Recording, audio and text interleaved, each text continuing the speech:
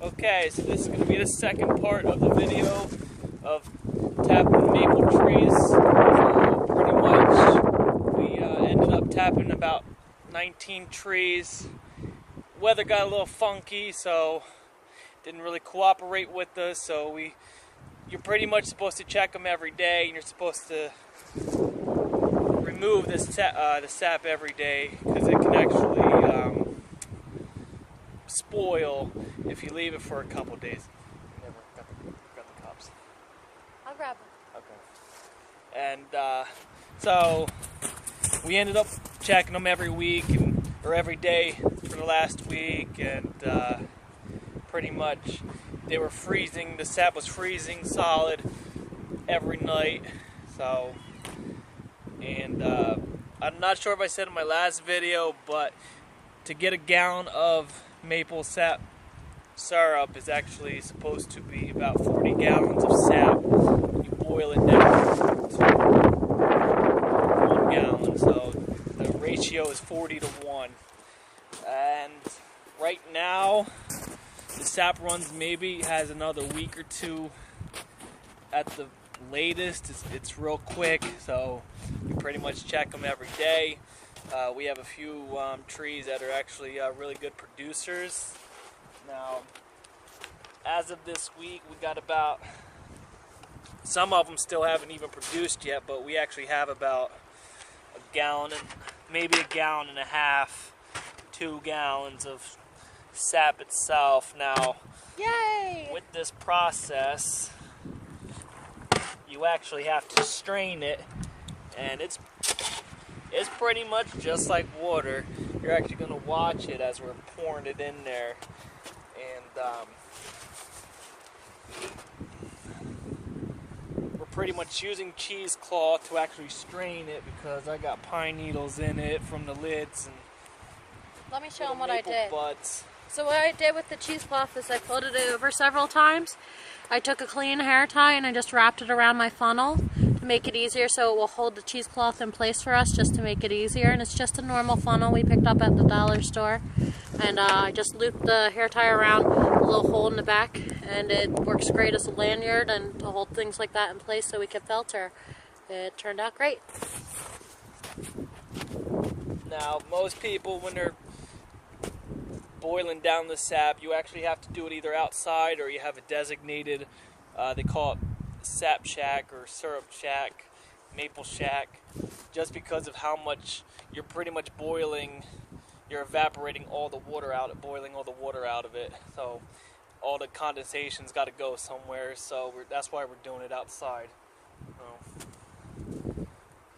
Very slow. This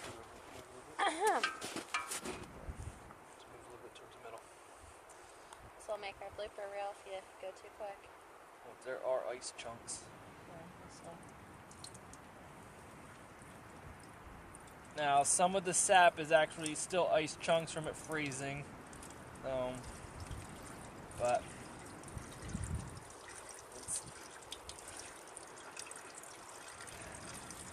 also, another thing a lot of people don't know, but you can drink this sap straight from the spigot itself. And from what we've tasted, it's actually pretty good. It's actually very healthy for you from what I've researched. But, I mean, it's a very time-consuming process. We'll end up having to filter this probably 2 or 3 more times, it looks like. Now, you just use an old stock pot, and this is actually an old pressure canner from the 70s we got, and that's a piece of ice. Should I just throw that out? No, put it in there. That's all frozen sap. So, can you use it frozen? yes, it'll melt.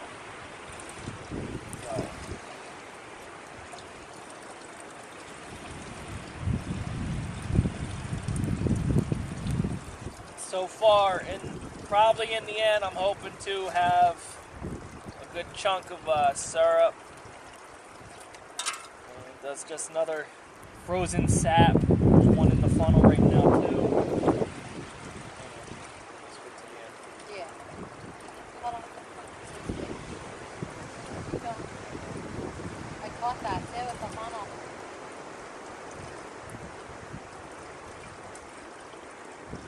Now this wood stove I got is actually supposed to go in my tent, but Mother Nature wasn't very nice, and we got about 150 inches of snow this year for our first winter, and my canvas tent collapsed.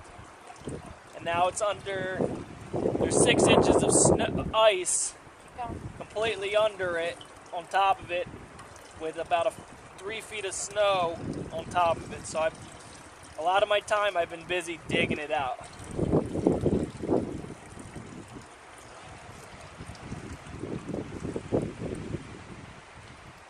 That's good.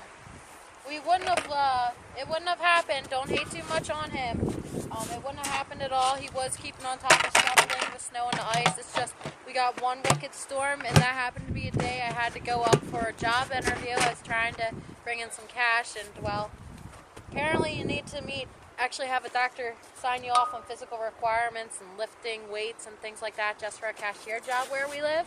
So that job didn't work out. And we came back and our tent was crashed, so here we go.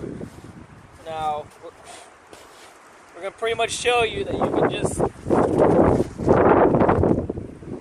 dip a little bit of it. And